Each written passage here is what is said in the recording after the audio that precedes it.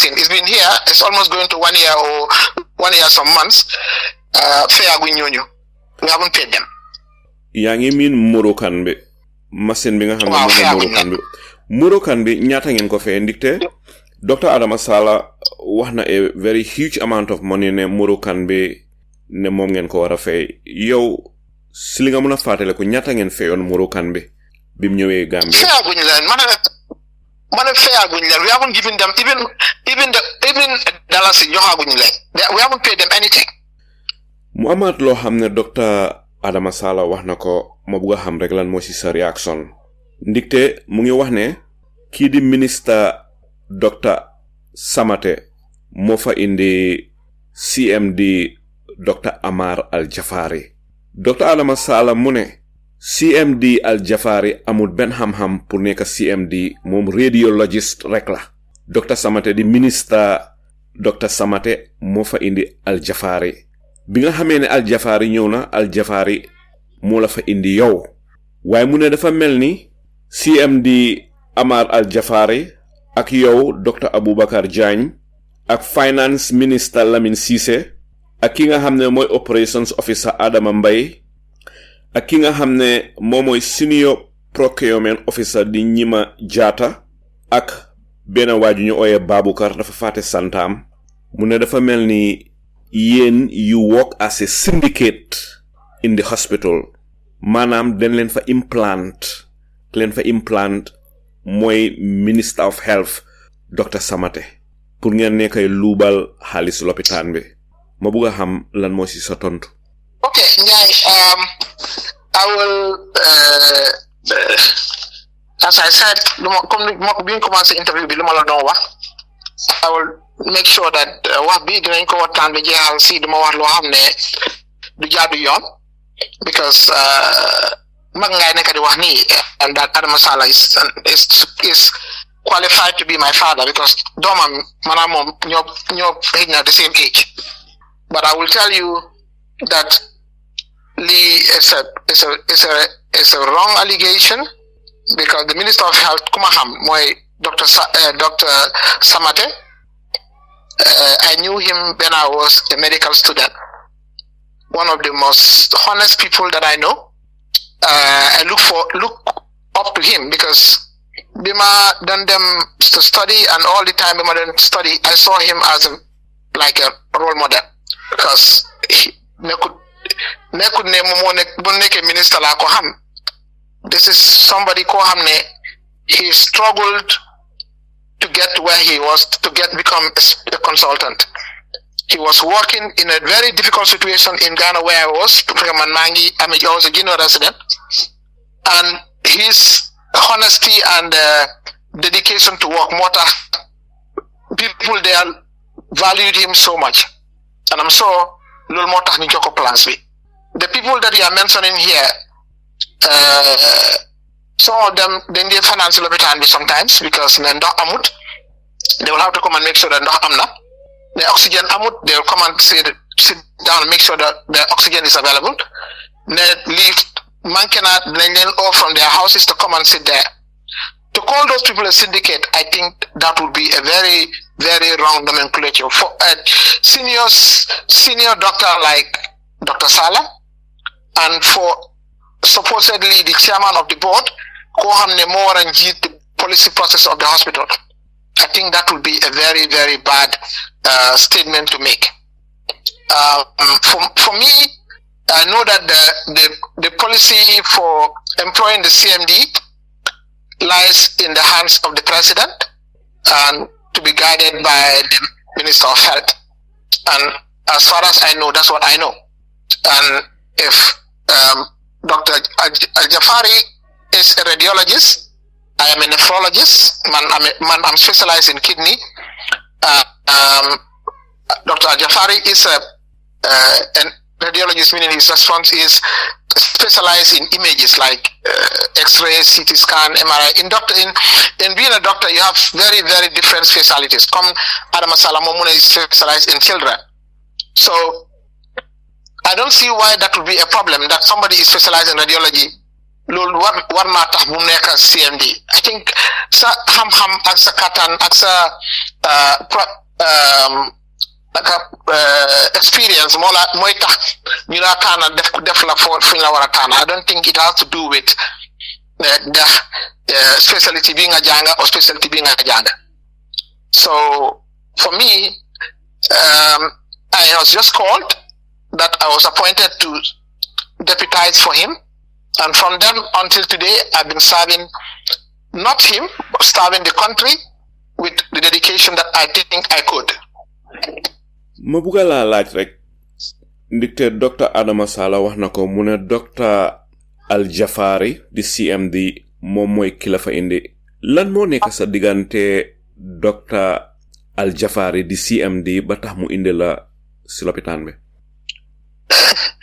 Nekkul ne daf ma indi si lopitaan man maa nekkoon deputy head of department for internal medicine bi ma balaa maa ñëw nekk de deputy chief medical director. So nekkul ne daf ma indi si lopitaan bi. I was working in the hospital. Man ma graduated from medical school ba léegi lopitaan bi laa doon liggéey. So I have no special relationship with him, and then to be very surprised, former Dr Sallah was chairman of the board, and my position was taken to the board, and board more approved for my appointment. It's not Dr. Ajafari Moma appoint as a CMD. The CMD position is appointed by the board. The deputy CMD position is appointed by the board, as the CMD position is appointed by the president. Mu mel ni Dr Adama Sallah bokk na signé la approve pour nga nekk di deputy chief of medical director. Is that correct? Wow, correct. Lan nga ñu mun a wax si kii di Adama Mbaye moom mi nga xam ne moom mooy di operations officer kana ko fa indi? Adama is I saw Halaman. I've not been in the country for all the while, and I'm sure you already mentioned that I was in Ghana. So Adama Monica is operation manager, because operation manager Momora make sure that all the day-to-day running of the hospital is done, to make sure that they connect caregivers to service providers to managers. Lots of Larek, run. And it's not Adama Mbaye alone, it's a team of operation officers. Lopitan is a clinical area, you know that Yunsin Sohla Idenbury. So it's an entire team. So nekune mom kena. Comme ni so hene yang edam si medical department, you have of course doctors, you have nurses there. This is a whole department of its own. So he is employed as an operation officer. I do remember some years ago, at the store, I just found out that she's been moved from there to become operation manager. But being the operation manager, I was not in the country. I cannot be able to explain how he became an operation manager. Lan moy sa tontu si li nga xamne mom la Dr Adama Sallah dal di wax mu ne senior procurement officer bi di ñima jaata mu ne office bobu is unauthorized by the board waaye nang ko create. Lan moy sa tontu? So but appointment of such, I'm surprised of hearing that too, because appointment bu melni lolu lo xamne advertise nañ ko. Two people applied, I remember. They were interviewed, and the appointment letters were given to them, to this particular person, through the board. So soon as Dr. Sallah mune yegul lolu, I would be very surprised. How would we have given such an appointment, that position? I'm sure if you are very familiar with the government service, dinga xamne they jox nit position bo xamne amul ci manpower budget. And every position bu ñu wara joxe so amute ci manpower budget bi, it has to be approved by the PMO. They have to put that in the budget. Ne du place sangam mu nañ ko jox ko xamne qualify na pour liggéey sangam. So that position couldn't have been given to that lady without having that in the manpower budget, and it couldn't have been given an appointment letter without going through the board, because that is a grade 10 position. So that cannot be without going through the board. So I am surprised of hearing this, and I'm aware that that position was advertised, it was approved and advertised. It was, they had an interview for the people that were interested, that applied, and appointment letters were given to them. So I would be surprised to hear that. But as I said, I don't want to say anything that will make me disrespectful, but I think I am really surprised that I am hearing such statements. And I think, to be very fair to the hospital or to the hospital management, it will be so irresponsible for a board chairman. He is not aware that somebody has been appointed for almost going to 2 years, and it is only now that he are now complaining about that. How many board meetings were done? How many activities were done? And in fact, this board chairman is one board chairman in every committee in the hospital. Committee so I don't know how he wouldn't have realized that until now. So to be very honest with you, it's a surprise. Lan moy sa reaction si li Dr Adama Sallah wax ne Edward Francis Small Teaching Hospital is engaged in serious financial mismanagement, corruption. Manam dafa melni Edward Francis Small Teaching Hospital management bi is a crime syndicate. Yow lan moy sa tontu si lolu? Yeah, so I will just tell him that Edward Francis Small Teaching Hospital management is a crime syndicate. Then the policy is drafted by Professor or Dr Adama Sallah, because he is the chairman of the board. And chairman of the board in the Jaya Lopitan bi I screen for $110 in dollars. Jelly staff in Lopitan diko indi si hotel am di len overcharge di domam ne by force dañ ko wara jox place sangam fekk qualified for now yoy that is more of a criminal activity than anything else, I think, in my small mind. As far as you know, Mr. Jagne, yen mi liggéey Edward Francis Small Teaching Hospital, mun nga confirm on Freedom Radio ne yen involve len si any form of financial mismanagement and corruption? I will tell you, for me, it's to serve my country. That's what brought me into this. And if there is anything that is maybe going through Dr. Salah's mind, is maybe they've my employee and suddenly they've correct you because mako jappale def lu mo continuer di def lu wara def di indi can you imagine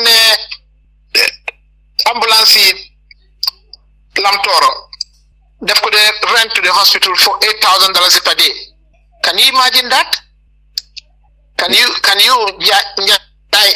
Mr. Njai, can you imagine a board chairman we rent ambulance to the hospital? Lo xamne yow ya fa njit yow ya fa wara def policy nga rent ambulance $7,000 for ambulance bi for the driver to nga charge len $1,000 daily.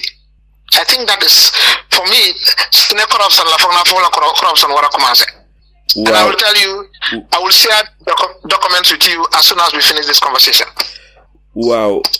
Dr. Sallah sax wax na mbiri ambulance bobu mu ne ambulance bobu len lopitanam bi moko mom Lamtoro clinic moko mom mu ne bi nga xamé ne soxla ngeen ambulance ngeen contact ko mom mu hayalen ambulance bi ba pare defal len ci driver ina ngi warona fay driver bi $1,000 a day. Mu ne up to this date fayu len ko ambulance bim len loué ba pare fayu len driver mi.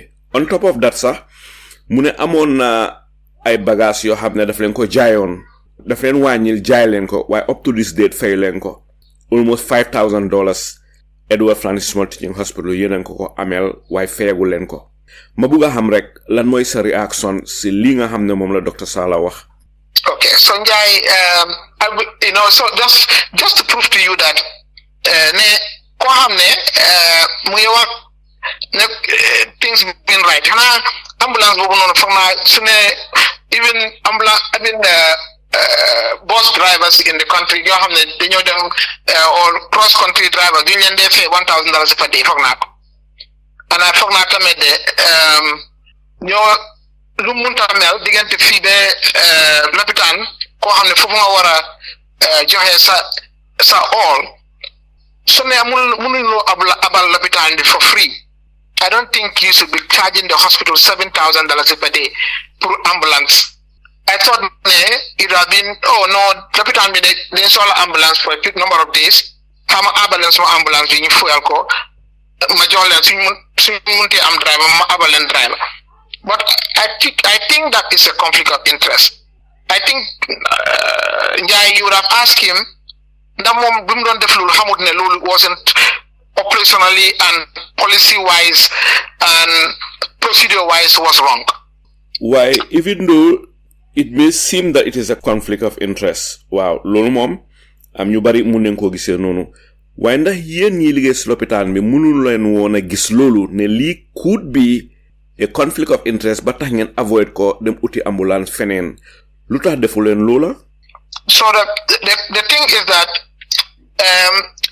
comme nu ma la ko waxe, I think I am not one of those that you agree to that process, and I'm not man musuma ko call the collect either bagas la or gender, and I think that it's not from the management.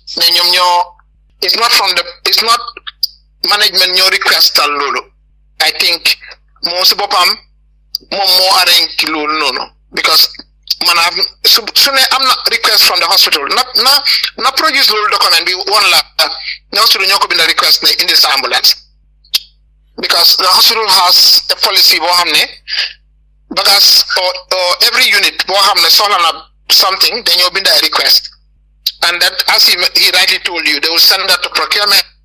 Yeah, manela sune amna any request bu woné né l'hôpital ñoko request salon ambulance ambi or bagas yu bo wax ni as a chairman of the board ko wara xam procedures of the hospital nala won the request of that letter of that request linde or CRV request pour woné ñu request for his own ambulance ambi nako share.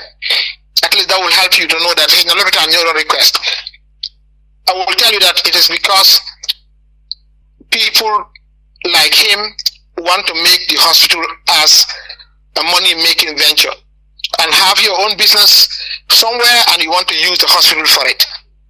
And man, unfortunately, I will not be one of those that will buy to that idea. Lan nga ñu mëna wax ci contract bi ngeen joxoon ben Syrian pour mu renovate the X-ray unit ak yenen place in the rural country di te dega nen ne contract bobu ngeen jox Syrian bi bante parewut lan moy li xew? Okay, so man bokuma ci contract bobu non. The only benefit we have from there moy benasi X-ray mu ñew Banjul, and Banjul is having one of the X-ray, the rooms are prepared for in Banjul. So man, I'm not part of that contract committee. That contract is from PCU. Lolu, I can't be able to tell. We are in a hurry for the place to be ready. I hope it's to be ready by now. The massing didn't correct in the fixed land because there are 5 sites, I'm told. So, but we as the hospital is not. The hospital contract. The contract is not to the hospital. As you may know, the hospital is one hospital, and we cannot give a contract to Kenam with them at other hospitals.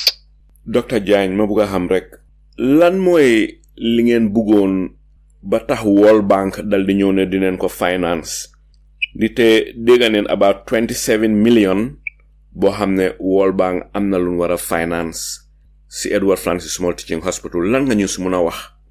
World Bank lu wara finance Edward Francis Small Teaching Hospital. I am not aware of. All I know is that the World Bank is supporting the postgraduate program. Ñom ñoo nekk di fay teachers sen salary. Ñom ñoy fay sen accommodation and transport.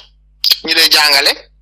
And the students going to some of the students who are ñoo xamne sen programme is not in the country. Ñom ñoo leen a fayal. ñoom ñoo tamit build ñoo nekk di build a place for children pediatrics xale yi ñoo xam ne mutuñ o ñoo xam ne they are less than 28 days old luñ dee ooy NICU mooy neonatal intensive care ñoom ñoo ko nekk di build, and that is also not from the hospital, it's through the project coordination unit ñoom ñoo amee that project. So ñun we are just at the receiving end of the project. am na loo xam ne mus naa xew CMD Dr Al-Jafari demoon na Syria bam demee Syria yónnee woon ngeen ko xaalis bu bari mu ne fa am ay machine yu moo jënd waaye indiwul machine si lan nga ñu su mun a wax lii lu am la am déet ndi te su fekkee ne CMD dafa dem beneen dëkka officially pour jënd ay machine indil ko lopitaan bi dafa war a def loolu waaye su fekkee ne nag du official visit private visit la mu dem holiday lopitaan bi di ko war a yónnee xaalis loolu is another thing ma bugg a xam ndax lu mel ni mus naa am déet. So I think the CMD will be in the right position to answer this question, but I'll tell you that for me, I like to be very principled with issues, and I think that luma ham lamuna wax, and if ne jox nañ CMD xaalis sum jënd ay bagages, I'm not privy to it because loolu du mun a jaar sama loxo because I'm junior to CMD. I'm gonna CMD du war a ñëw si man pour ma approve anything lum soxla or lum war a def. So I am not privy to that. And if that had gone through, if something like that had happened and it's going through contract, or as I said, I'm a member of the contract committee, I've never sat in a meeting to discuss Lulu before. I'm not aware. So that may be, the CMD will be the right person to answer that, but I am not aware of this. Dr Jagne, ma jox la rek the opportunity pour nga react si li nga xam ne moom la Dr Adama Sallah wax. Dr Adama Sallah mu ne Edward Francis Small Teaching Hospital is corrupt to the core. Ma bugga la jox opportunity pour nga react pour Gambien si mun a xam li xew. Claim si nga xam ne moom la Dr Adama Sallah wax dëgga la ndax du dëgga. So I have answered, I think, every question Bodon like concerning me, that whatever verification I have told you. I am not aware of any unusual activity in the hospital, much more corruption. I am only a deputy chief medical director, and I'm there to serve the people's interests, and that is what put me there. I am not, if the board chairman for the past, go ahead. No, go ahead. No, you go ahead. No, go ahead. I want to listen, yes. No, I'm saying that if the board chairman for the past 16 years, more than the hospital is corrupt, then he has a contribution to that. Maybe he should really want to explain that, because most of the time I'm expiring a long time ago. I think it's in a serious place. Anybody who is consent guided, you would have asked for a renewal of your contract or your terms for the number of years that you've been there. And of course, if you think that the hospital is this corrupt and it's under your watch, I thought it would have been a shame for you to have put that in the public. You should fix the problem internally. But if you are not doing that, then I wonder why you are the chair. Mabuga la lajar rek Dr Jagne, allowances yu bari nga xamne mom len la dé fay li dañ la ko defal yow pour favor la ndax li dafa nekk a normal procedure boo xam ne keneen ku du Dr Jagne su fa nekkee sax loolu leen koy fay di te allowances si bari neen torop lan mooy sa réaction si lii. So that is the salary for the hospital. Then a salary scheme for the hospital, and the board ñoo ko approve. Before man may nekk deputy CMD, some keneen moo fa nekkoon, and liñ maa fay loolu lañ defee kooku. And bi ma jëlee place boobu léegi musu ñoo yokk any salaries to my salary, and as I told you musuma xam sax allowance sangam lañ ma defee allowance sangam luñ ma jox from the day I took up that office until today musuma duma la wax I've never even asked for my pay slip pour xam ñaata lañ ma defee ak ñaata lañ ma dul fay. So I cannot decide sa lan lañ ma fay. The hospital has a what they call electronic HR system. Finance mun ñoo decide ñaar la nit war a fay. HR and admin ñoom ñoo war a decide salary di sangam nii la war a mel. And it goes to finance fay la. And they pay to your bank. So there's no way, I don't think anybody can manipulate your own salary. Even the CMD, I'm not sure he can manipulate his salary. So and as I told you in the last time you spoke with me, if I were in another country, I'm sure my salary would have been, even in the sub-region, would have been 5 or 10 times more than what I've been paid today. So that is not, it's not unusual, it's not outrageous. So I'm sure that if you want, you can probably go back and find out from other people in this sub-region who are in positions that look like my own. Even as just ordinary consultants, their salary, then you will know that this is so much an underpaid job. Dr. Sallah, mu ne padi em yi nga xam ne moom leen la dee fay dafa nekk lu high, it is extremely high. Ma bëgg a xam rek su fekkee ne padi em yi la dee fay dafa high, lan nga foog ne mooy di normal padi em lu la waroon a fay te fayun na ko? Padi em, as far as I know, I think $200 like £200 when they pay per night. And the number of days border death if you are out of the country. If you are in the country for $1,000, I'm low like 1,000. Negative low $2,000, $1,500. It's only lately la hamne low la sa. $1,000 len you fay on binon them to Bansang. Outside the country, £200 la per night. So as far as I know, that's what I know, and I think that is what that's the rate they used to pay for per diem. So you could do the maths yourself and see that what they are paying me is more than what they're supposed to pay. Lan moy sa halat si within a period of 1 year ñu la fay almost $800,000. Ndax dafa am luñ si yokka luñ si waru tona yokka ndax den si boole lu si waru tona boka ndax den inflate the amount or not. Ndite $800,000 is a huge amount of money. Te Dr. Sallah wax na ne tukki yooyu ngay daan dem, it is not authorized, it was not approved by the board. Lan moy sa reaction? So I will go back to tell you that we don't need a board approval. And all the travel Jumadef were approved by the CMD, and they are all sanctioned by the CMD. Secondly, Muslim Mafia law hamne opana luñ ma wara fay. That is up to $800,000 for the 2 years that I've been in this position. I am not sure about, I've not even counted, but I know that they only pay me the number of days that I've been out of the country. My travel to Senegal, I went by land.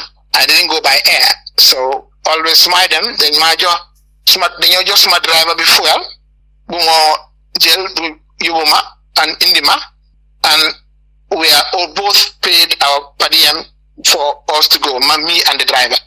So, and I am not aware of any, of course, there is no reason why I'll be paid any special or any different per diem. And maybe you should ask Dr. Sallah, Binko Yobuan, Bimdemon, visit Bimdemon, Liberia, Lahoma, Senegal, the Lopita and the per diem.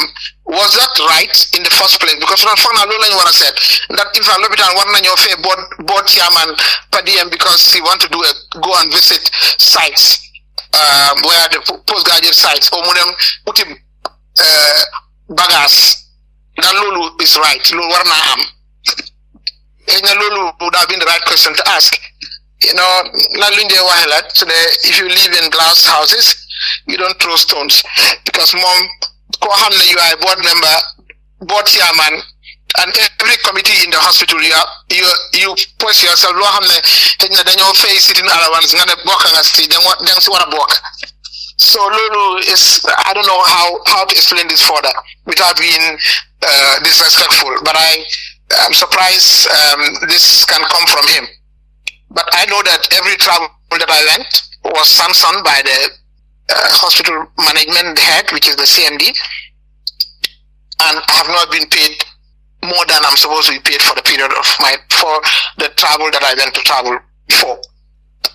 Lolu dina ko laaj Dr Sallah. Ma buga xam rek Dr Jagne. Bi ngeen déggee révélation si nga xam ne wala allegation si nga xam ne moom la Dr Adama Sallah wax, what was the mood in the Edward Francis Small Teaching Hospital? Well, not the mood. I will not be able to get the mood of the Edward Francis Small Teaching Hospital because I am only one person in the hospital. I can only attest my own. I am very disappointed, to say the least, and I'm very, I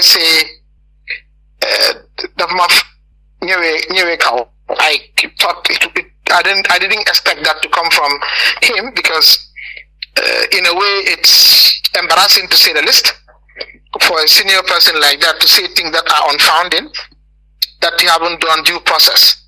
I thought, you sit in a public forum like this, you have no idea about, or you haven't gone to do your homework, even if you are told by somebody else. I thought it makes all the sense to them verify facts, but I'm talk the work, because this world is really small, and I think that sometimes it's not difficult to prove things whether they are true or not true. But if you, at your age, you could go and sit down and say things that are not founded, they are not true. You can't be able to justify. You can't be able to prove. I think that for me is very embarrassing. As one, because I'm a doctor and he's a senior doctor. For it that to come from a doctor is an embarrassment. And two, the fact that it came from the chairman of the hospital board is very, very, very embarrassing. Lan nga foog ne moom la CMD Amar Al Jafari gisee li nga xam ne moom la Dr Sallah wax ba pare teg si dooli ndax discuss nga lii ak sa CMD? So yes, I did. In fact, as procedure demands it, Bima Nyoy attack. He came to attack me, insult me, name me names, and one of my for my limits moments, I never thought when it happened, I didn't only stop at telling the CMD, but I wrote a formal letter, a complaint to the CMD, and I've asked that this should be sent to the board. Lolu kañ la xew after bu ma defee moom interview bi ndax before I did interview. This was before I did interview bi, and after this interview, last week, 2 days ago, I had a Sulakodiga.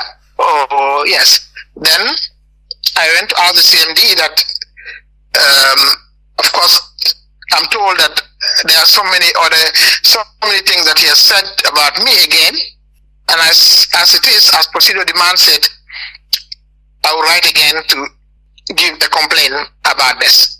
Regarding lim wax suma interview bi ak mom. Yeah. After interview bi nga xamne mom la def ak Dr Sallah, ndax wax nga Dr Sallah? No, waxuma mom.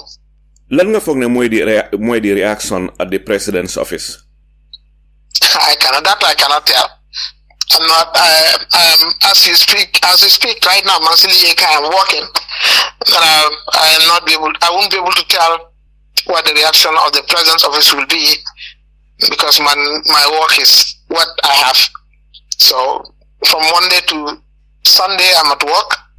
If I'm not at work, I'm home. So I may not know what the reactions will be at the president's office. Li nga xamne mom la Dr Sallah wax yëngal na social media, yëngal na Gambia yépp. Ndikte wax yooyu mu wax tax na ñu bari gëna foog ne soo gisee Edward Francis Small Teaching Hospital amun ay machines ñun ñi dem Dakar di faju ji yéen a fa nekk di lekk xaalis bi because of corruption nge.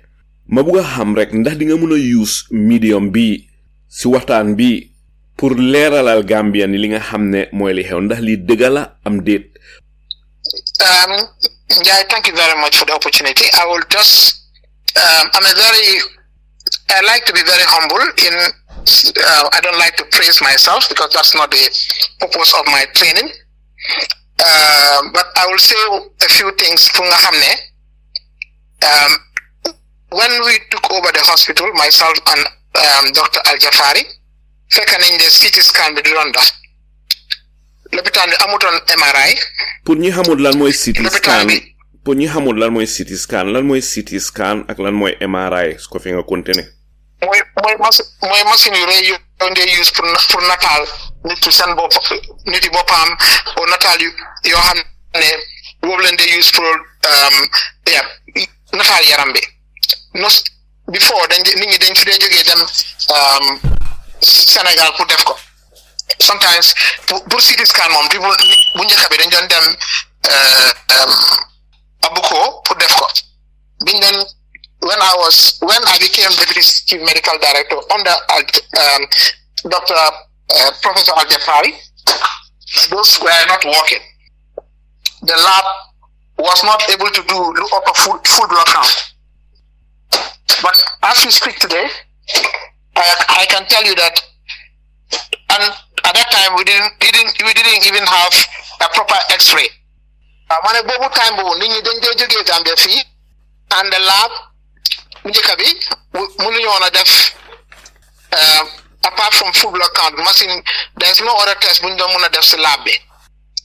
And from then to now, successfully had a lot of people who have gone to do their training and they have passed exams to become fellows, to become members of the colleges that you want to graduate. Now, currently, there are about 8 disciplines people can train in those in Gambia, in the hospital, Edward Francis Small Teaching Hospital. The process, the services, operation of the hospital has been improved significantly. We have now gotten a bank that is collecting money to be able to make sure that our finances are in place. So you can imagine, I thought that for me, as a clinician, who maybe I'm not that experienced enough, but I thought for me that is a great improvement from where we were before. Just to name a few. Ma bëgg xam rek ban message nga am pour wax nit yi waa Gambia ndite su fekkee ne nit ñi ñu ngi déggal li nga xam ne a respected man like Dr. Adama Sallah nekk di chairman of the board of Edward Francis Small Teaching Hospital nit ku mel noonu su génnee di wax li moo wax ñin ñi dañ koy fulal dañ koy faydal te dañ koy gëm ma bëgg xam rek yow gannaaw boo xamee ne Dr. Adama Sallah wax na li nga xam ne moom la bëgg Gambien ni dégg ko yow ana ban message nga am pour Gambien ni lan nga bëgg Gambien ni understand si li nga xam ne mooy xew Edward Francis Small Teaching Hospital ndikte at this period of time si jamono yi Gambien yu bari gisee nañ ko ne Edward Francis Small Teaching Hospital dafa corrupt am nañu ko gisee ne Dr. Samate dafa am pour dem CMD Jafari dafa am pour dem yow sa boppa sa nga am pour dem ñi nga xam ne ñu ngi xalaatee nii yow lan mooy sa tontu lan nga am pour wax leen. So Mr. Njai man pour bàyyi liggéey bi loolu tuuti la si man and for I'm sure ne xëy na moo may gënal lu may def léegi nii because it takes so much of my time because man I'm a person that want to get results. Boma called the last time I'm fekk liggéey kaay and I'm Saturday I'm still here I'm at work. So is that yeneen mag yaa amul njëriñ because mag danga war a wax digga and danga war a jub danga war a wax loo xam ne loolu moo la óor and soo demee bi nga dekk bi yeneen place and yeneen makaama loo mu sa wax si àdduna bi dafa war a nekk digga there shouldn't be any iota of doubt in what you say before you say it because it goes a long way. I'm very disappointed that Magbumel could be able to put all those things out there and hasn't gotten any proof and any process. Being investigate, investigation, mom, the Bugarek, def lumbu ga def nga xam ne kooku dafa am an ulterior motive su ne woon yow la abi yow you've asked wax na la lum xam dem nga laaj ma man and xëj na di nga laaj keneen tamit xëj na di nga dem seet as far as I expect from a journalist di nga dem laajte du ma la fi wax ndax yooyu dëgg la su la neexee sax nga call company yoo xam ne yu mu nekk di tuddee nii nga yow call leen laaj leen yow mi ne Dr Jagne mu ngi la fay some thousands of dollars or Dr Jagne mu ngi la def lii or you can be able to find out loolu in this day and age you don't even need to write letters telephone calls sa diggante ak ñoom is so easy I thought ne loolu nga war a def as a senior person and loolu la most people who are genuine enough would have done than to sit on a radio program and tarnish the image of seriously hardworking, dedicated staff under you. Because most of these people, Hegna Mansa and Hegna Manak Al Jafari, we are senior people and we are very highly qualified people and probably at a high level. But the people that he is following, they are very, very junior people in the hospital. I think that Pungatok Dylan Wahe Wakbini Manakuruse, I would be very ashamed of doing that. But Munlo definitely no logum. You can only do your own as a person. The profession that I belong to is unheard of. People saying things that don't exist, things that can do musahalat. That is very, very, very, very unprofessional and very, very, very much out of line, out of protocol. But yalla lum xam rek doyna. Kan nga min Dr Sallah nga min ndax keneen ndax docteur kan nga min si kan nga jubale li nga wax ni? Mané Dr Sallah lay wax. Okay. As a chairman, you have been heading the hospital for 16 years and you don't have any other means to regulate the hospital. But for you to have allegations allowed, not facts. Allegations. You haven't verified. Madam Toast radio station, Provalend the Limo Neka Lopitan Nila corrupted. It's just like the alkalis Mansuma de Cabinila corrupted. Kiri Sangam Nila corrupted. Feka Yoya Alkalibi. Lord, what does that tell about you? Finally, Dr Jagne, ndax am nga ben message bo xamne bi buga nga Dr Sallah dega ko wala ban message mom nga buga ñi liggéey ci l'hôpital bi nekk sa onda lan nga buga ñi nekk ci l'hôpital bi ñi jëfandikoo l'hôpital bi ban message nga amal Gambia ni bala mala ba nga dem dina la wax ne Gambia fi am na ñoo xamne dañ foog ne ñoom rek ñoo wara nekk docteur Gambia fii dañ foog ne waxtu du am boo xam ne ñoom ku santa o ku tudda seen tur o koo xam ne bokk na ñaa ñoom su dul ñooñu kenn du mën a nekk docteur lii commencé gut ab man o commencé gut ak ñu tuddee nii am na ñoo good doctors ñoo xam ne ñu ngi fi doon liggéey ñoo xam ne dem na toog si radio or si télévision si newspaper di leen yaaxa nii so this is not new so having to have me being the victim I would just say it's unfair but I will not say it's unexpected because koo xam ne def na ko ñu bari I don't see why that will look strange because toog na fii def na loolu Dr Omar Jagne before so and so many other people lan la def Dr Omar Jagne well dem na si newspaper di wax ne kooku dama qualified xama naka so all those are not today things yoo xam ne teel a ñoo wax ne this thing comme ne it's about the hospital koo xam ne is in between him and fu mu amee xaalis rek loolu mooy problème because Omar Jagne had a clinic opposite at Senegambia so fàttali ko before AfricMed was around Senegambia I'm sure you remember balaa mooy move to his own Yes. So he had to go to the media and try to, because on register of the Medical and Dental Council. So through abuse of his ambit to use it for such purposes is not new. So I don't see why. I'm not surprised to see this, but I don't know how low somebody can go to go and to an extent of following a colleague Yahako in this manner. I want to encourage the hospital staff to know that not everything that is said is true, and the hospital Gambia Banjul Lopitan Moisun only hope for tertiary care as we are. I want everybody Saligay as a Tahawaibi Muneka to develop the place. And when talk Kohamne, amut interest of the institution, Bugut Barake institution because Sunelulu, Mombim Neke bought Chiabelege. Mangis Malum in the law Hamne,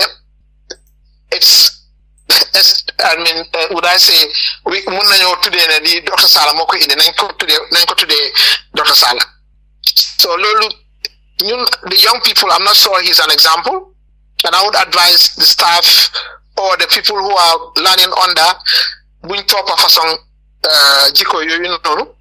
I wish and pray that we can do this for the sake of country and God.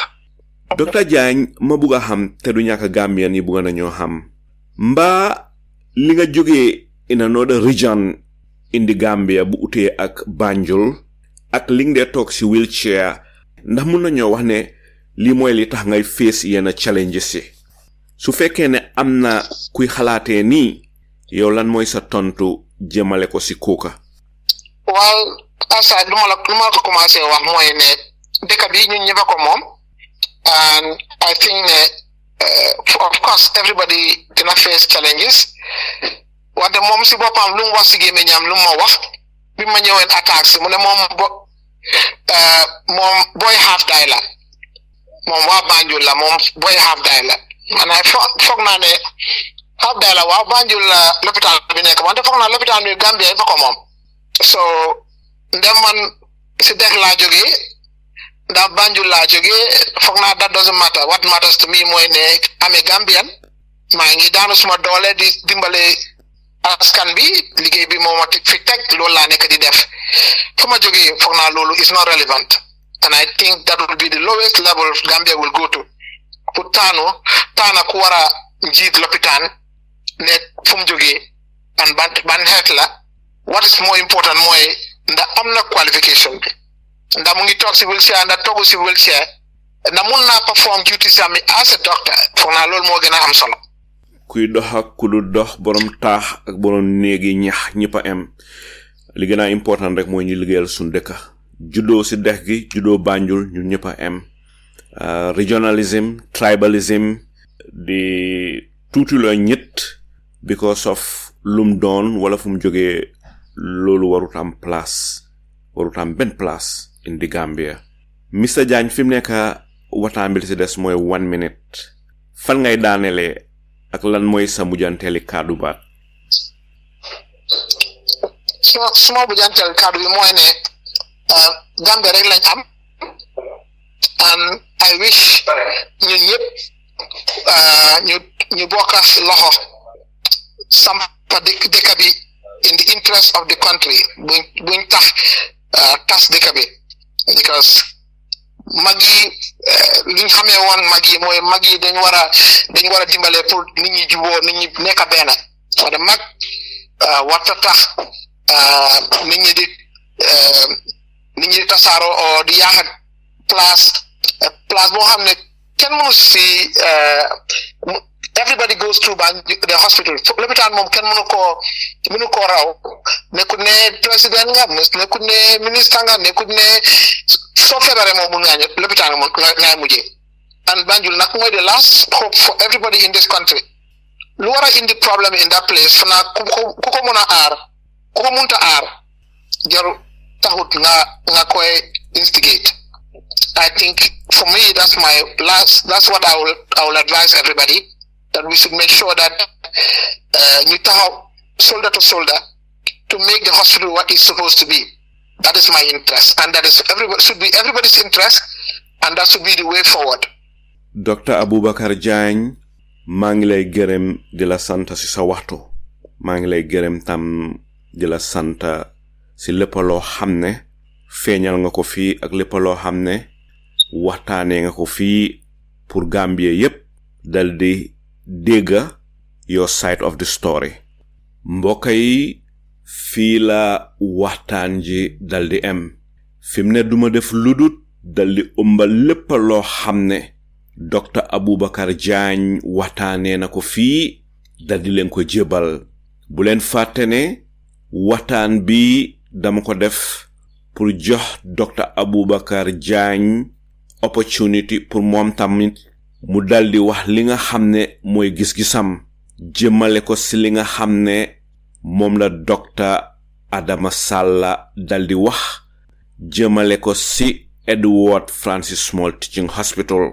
Gannaaw boo xamee ne Dr Adama Sallah dal dina wax li nga xam ne mooy gis-gisam li nga xam ne mooy jàngatam si Edward Francis Small Teaching Hospital, lii mooy li waral ñu indi fi Dr Abubacarr Jagne moom mi nga xam ne mooy di Deputy Chief of Medical Director pour mu wax li nga xam ne mooy gis-gisam dal di def ay tontu si li nga xam ne moom la Dr Adama Sallah dal di wax si fan yi ñu jox gannaaw.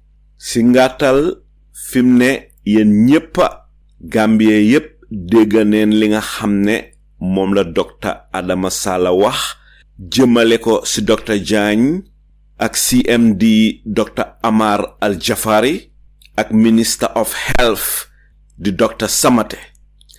Gannaaw loola lépp fim ne nag nii si waxtaan bi dégga ngeen tontu yi nga xam ne moom la fi Dr Abubacarr Jagne dal di joxe. Bondoog duma def ludut dal di ëmbal lépp loo xam ne Dr Abubacarr Jagne wax na ko fii feeñal na ko fii dal di leen ko jébbal bàyyi waxtaan ji mu dal di continuer si seeni xel. Yéen Gambian yi yéenay attekat yi nga xam ne yéenay atte li nga xam ne moom la Dr Adama Sallah wax ak li nga xam ne moom la Dr Abubacarr Jagne dal di wax. Seeni mbokka Saliyu Njaay. Salaamu aleykum wa rahmatullah wa barakaatu wa ahiru daawaana an alhamdulillahi rabbil alamin.